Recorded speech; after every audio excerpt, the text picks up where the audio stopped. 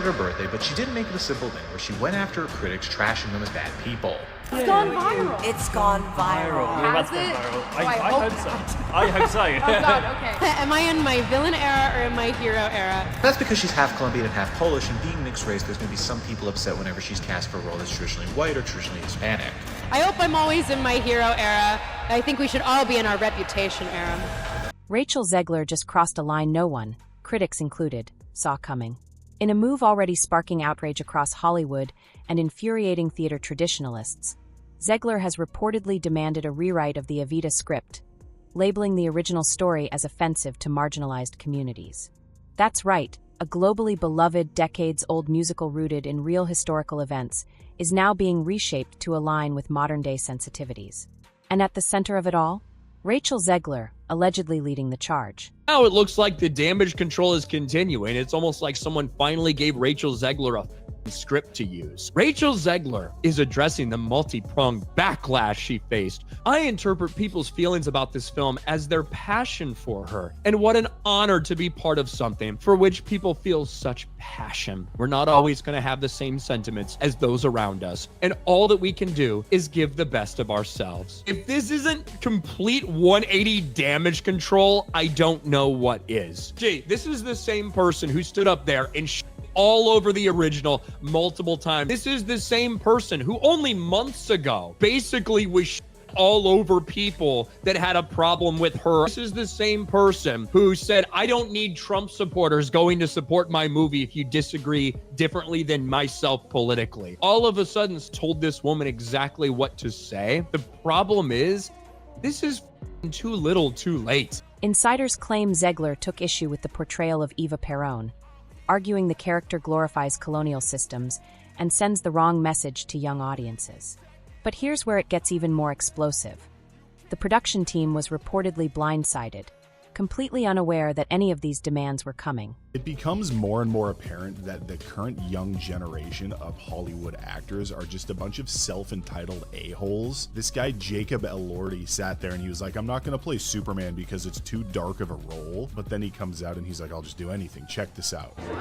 I mean, I'll just play what they give me. You know, I need a job. But watching him say that reminds me exactly of RachelZegler. What made you want to step into this world of DC heroes? I needed a job. I'm being so serious. And she just seemed so incredibly smug when she said that. I never want to see anything with her in it ever again. According to multiple leaks, Zegler didn't just raise concerns. She allegedly pushed for sweeping changes across the entire production. Sources say she demanded edits to lyrics, rewrites of key scenes, and even shifts in character dynamics. And fans? They're not having it. Outrage erupted across social media, with many accusing Zegler of trying to rewrite history to fit her personal agenda. But the backlash didn't end there, because what happened behind the scenes is even more shocking. RachelZegler is back in the news because her PR team is working overtime right now to fix her image because so many of these resurfaced video clips of her just make her look really, really bad. What matters here is perception. Who she actually is actually has little consequence on any of this. How she's perceived by the world. That's what matters. Right. And how she's perceived by the world is not good because she hasn't been able to escape these interview clips, which show a clear disdain for the company she works for, a clear disdain for the story in which she's been hired to help portray and tell. Who she is really has little bearing on any of this. At the end of the day, Disney doesn't care who she really is. I'm sure the people that love her, her friends and family, she's plenty nice to them. That's not what matters. To understand why this is such a big deal, you have to know what Evita represents. It's not just a musical, it's a cultural landmark. Written by Andrew Lloyd Webber and Tim Rice in the 1970s, Evita tells the powerful story of Eva Perón, Argentina's iconic first lady who rose from poverty to political prominence. Her legacy, complex and deeply emotional, turned her into a symbol of hope for millions across the globe. Absolutely loved it, as per everything of the event. It's amazing. Brilliant, awesome, really, really good. Yeah, as always, the come to expect. Cast was fantastic, beautiful, very well produced. Loads of really good dancing. The acting was absolutely amazing. You'd never know it was teenagers. You'd think it was professionals. I'm amazed at how mature everyone is, given that it's literally musical youth. at portraying these complex characters in history. It's brilliantly staged. I think I learned something tonight that I didn't know already. Great singing, great dancing, and learn more about something that you might not have known. It's really moving. It's really poignant to the end. That really works for me. The whole thing's fantastic.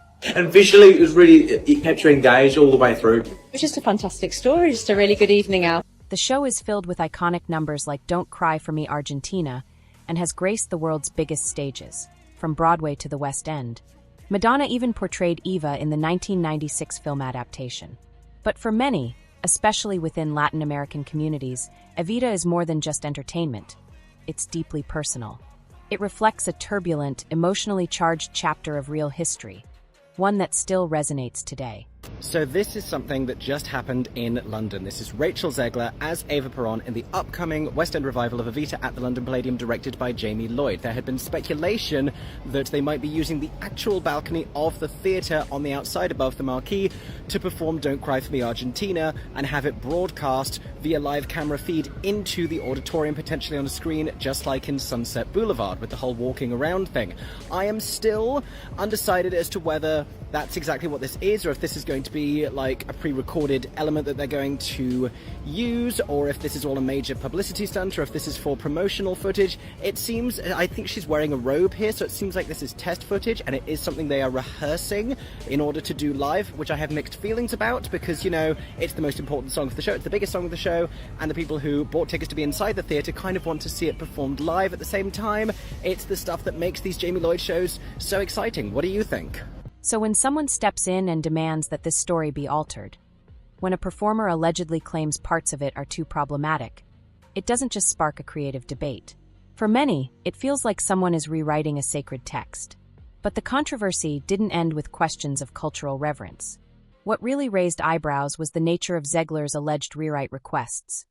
Changes that, according to insiders, went far beyond sensitivity and veered into full-blown narrative revision. RachelZegler committed the cardinal sin of posting a photo of herself that she liked on Instagram, and maidenless fellows seem to have interpreted that as their sort of bat signal. It's just such a weird thing for the Geeks and Gamers Twitter to be reporting on. Like, I guess this website needed to know that weirdos are calling a woman ugly for some reason. But of course, the purpose of posts like these is to sanitize terrible internet behavior, right? She's not catching heat. This isn't some sort of controversial hot take. She just posted a photo of her face and implied that she liked it. And I know that this is a fairly mild example, but just as a word of advice to people in this sphere, if you don't want to be known as the people who harass folks you dislike for completely unrelated, crappy reasons, these are your opportunities to condemn that and to excise it from your community. Just don't be shocked that you keep getting those accusations when you're very much the ones cultivating it. And in the event that Geeks and Gamers fans do find this, I have a pretty good idea of what you're going to comment over and over again, and I just hope you guys know you're not clever, or funny. According to leaks from sources close to the production, Zegler wasn't just offering polite suggestions. She came armed with a list. A detailed one. Insiders say it flagged entire sections of the script as harmful, outdated, or tone-deaf. She allegedly argued that certain lyrics romanticized patriarchal power structures and portrayed Eva Peron as too submissive to the men around her.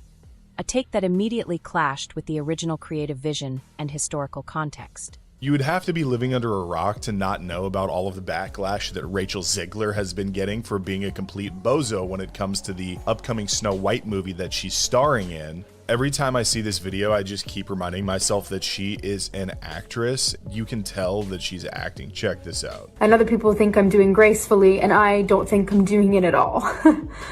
So when I tell you that it's hard, I just mean to be inside my brain. That's hard. It's so hard for me to go out there and be an actress and make hundreds of thousands of dollars and then say stupid things when I'm in the limelight. RachelZegler should probably come out and just throw all of the seven magical creatures under the bus and turn everybody's gaze to them so that way she stops taking so much heat. Some sources even claim Zegler pushed to modernize Evita, transforming the iconic role into a more overtly feminist, intersectional character. One who questions power rather than craves it. According to leaks, she flagged scenes where Eva flirts or manipulates political figures as regressive, and pushed to reframe moments involving Argentina's elite to highlight class struggle through a modern lens. But it didn't stop there. Zegler allegedly objected to the portrayal of certain working-class characters, arguing the script leaned too heavily on stereotypes instead of offering nuanced representation. And here's the kicker: the creative team was blindsided. One insider claimed they expected Zegler to arrive ready to honor the role, not overhaul the entire narrative to fit a new ideology. Some even feared the heart of the story was being lost in translation. Then things got worse. What began as creative friction quickly spiraled into outright hostility. According to whispers from inside the production, Zegler's rewrite demands triggered serious tension with key members of the team. The director, who had spent over a year preparing a faithful adaptation, was reportedly furious. Several longtime collaborators felt blindsided, calling the changes unnecessary, heavy-handed, and even ego-driven. One anonymous crew member described the atmosphere as a war zone of egos, with people constantly walking on eggshells around Zegler. Some cast members allegedly questioned whether the story even felt like Evita anymore. At least 2 crew members are rumored to have threatened to quit if certain revisions were forced through. The conflict wasn't just creative, it was philosophical. Traditionalists wanted to preserve the soul of the show. Zegler, according to insiders, wanted to reconstruct it entirely. And stuck in the middle was a frustrated, divided team, desperately trying to hold everything together. But the biggest backlash wasn't coming from backstage, it was erupting online. The moment rumors hit social media, everything exploded. Fans of the original Evita, and even casual theatergoers, flooded platforms like X, TikTok, and Reddit with outrage. Within hours, the hashtag #NotMyEvita was trending in multiple countries. And people weren't just upset, they were angry. This wasn't just about one show. It felt like yet another example of a modern celebrity, backed by a powerful PR machine, trying to force a classic into an ideological mold. One viral post summed it up. She wants to play Evita but not respect Evita. That single comment racked up over 400,000 views in a day. And the storm? It's only getting louder. Zegler didn't sign on to honor the story. She signed on to rewrite it in her own image. And it wasn't just her critics saying that. Even longtime fans, those who had championed her in West Side Story and stood by her during the Snow White backlash, were starting to turn. "I was rooting for her," one user commented. "But this is too far. You can't just demand history be changed because it doesn't align with your worldview." Soon the internet began digging. Old interviews resurfaced, clips of Zegler criticizing Snow White as outdated, calling the prince a stalker, and boasting about reworking the narrative into something more empowering. To her critics, Evita was just the next target in a pattern. But this time, the backlash wasn't confined to social media snark. Prominent voices in the theater world began speaking out. Broadway enthusiasts, Latin American historians, even former performers who had played Eva Perón. Many expressed shock, some outright anger, at the idea of rewriting such an iconic role. "This isn't just a musical," one Argentine stage actor posted. "It's our cultural legacy. Don't you dare reshape it for clicks." Petitions began circulating, demanding the production release an official statement. Fan pages once dedicated to Zegler started unfollowing her, or worse, reposting memes mocking her rewrite crusade. And while Zegler remained silent, her team were reportedly scrambling behind the scenes. Because as the internet fumed, another fire was spreading, this time in the boardrooms above the stage. Behind the curtain of this controversy is a far bigger question. Was RachelZegler acting alone? Or was this coming from higher up? According to multiple sources close to the production, the answer may not be so simple. While Zegler is taking the public heat, insiders suggest the real puppet strings may be in the hands of Disney, specifically through her management and PR teams aligned with the studio. Ever since Zegler became one of the faces of Disney's modern reboot era, every major role she's taken has reportedly come with a strategic PR roadmap, not just on how to perform, but how to frame the performance. With Snow White, the goal was to reimagine a passive princess into a feminist icon. With Evita, some now believe the narrative was being rewritten before Zegler ever stepped on stage. Whispers from inside the industry suggest Disney-affiliated reps were involved in early script consultations. Theories emerged that many of the controversial rewrite proposals weren't just Zegler's opinions. They were part of a broader ideological push from the top down. One anonymous crew member allegedly leaked a memo urging producers to avoid tone-deaf messaging and align with modern values to preempt backlash. Another source claimed a studio-hired consultant reviewed the entire script for potentially offensive material. Even more troubling? Some say the changes were being fast-tracked, not discussed, bypassing normal feedback from longtime creative veterans. What began as an artistic disagreement was starting to look like something much bigger. A culture war playing out behind the curtains of a legendary stage, that it's as if certain lines and scenes were already earmarked for deletion before rehearsals even began. It's not that Rachel demanded rewrites. One person wrote on a private forum.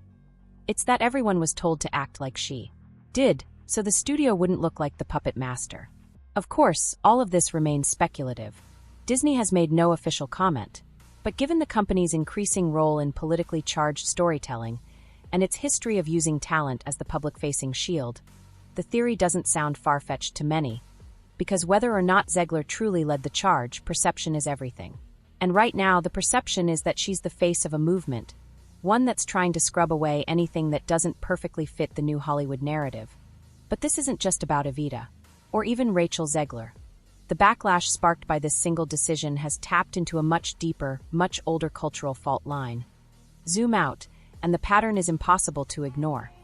This isn't the first time a beloved story has been reshaped in the name of progress, that it's just the latest, and maybe most controversial, entry in a growing list. From The Little Mermaid to Peter Pan and Wendy, from Snow White to now Evita, a clear trend is unfolding. Hollywood is modernizing the classics, whether the audience wants it or not. And RachelZegler, she's become the face of that movement. In some circles, that's a badge of honor. In others, it's cultural vandalism. Because this debate isn't just about diversity or empowerment. It's about rewriting what people grew up with and replacing it with something more polished, more sanitized, more controlled. Something that feels less like storytelling and more like branding. Audiences are starting to push back. Not because they hate change, but because they feel gaslit that they're being told they're regressive, outdated, even bigoted, for simply wanting characters to stay consistent, stories to stay intact, and legacies to remain untouched. Critics argue that the industry no longer trusts its viewers, that every line, costume, and plot twist is now filtered through committees of brand consultants, image managers, and sensitivity readers. And when you dare to object, you're dismissed. A hater, a troll, or worse. Fair or not, RachelZegler has become the lightning rod for that frustration. Whether it's her own doing, or the result of being Hollywood's latest safe choice for progressive casting, she's now at the center of a cultural firestorm. And that fire? It's spreading fast. Rumors are already swirling that the Evita rewrites could set a precedent, triggering other productions to follow suit, turning once sacred scripts into PR-friendly updates. In pitch rooms, the term legacy adaptation is gaining traction. But increasingly, it doesn't mean honoring the original. It means fixing it. And here's the twist. Sometimes fixing something that wasn't broken only makes it worse. In the end, this isn't just a story about one actress or one musical. It's a story about power, legacy, and what happens when modern ideology collides with cultural history. And RachelZegler, willingly or not, is now at the very heart of that collision. RachelZegler may have stepped into the role of Evita with ambition and vision, but now, she's standing under a very different kind of spotlight. One where every decision is dissected, every word is scrutinized. And every rewrite becomes a symbol in a much larger battle. One that's dividing an industry. And the fans who fuel it. Some, Zegler is a pioneer. A bold voice unafraid to challenge outdated norms and reshape legacy stories for a more inclusive future.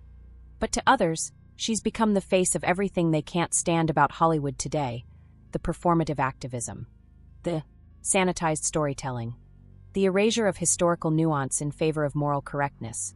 And here's the most ironic part. Evita was never a clean, simple story. Eva Perón herself was a walking contradiction, adored by some, reviled by others. A woman who inspired loyalty and sparked outrage in equal measure. Her legacy is messy, political, emotional, and most of all, complicated. To flatten her into a one-dimensional symbol of empowerment. That's not just a creative choice, that's a disservice. Because fans notice, they know when something feels real, and when it's been focus tested into oblivion. And the danger of tampering too much with beloved material is simple.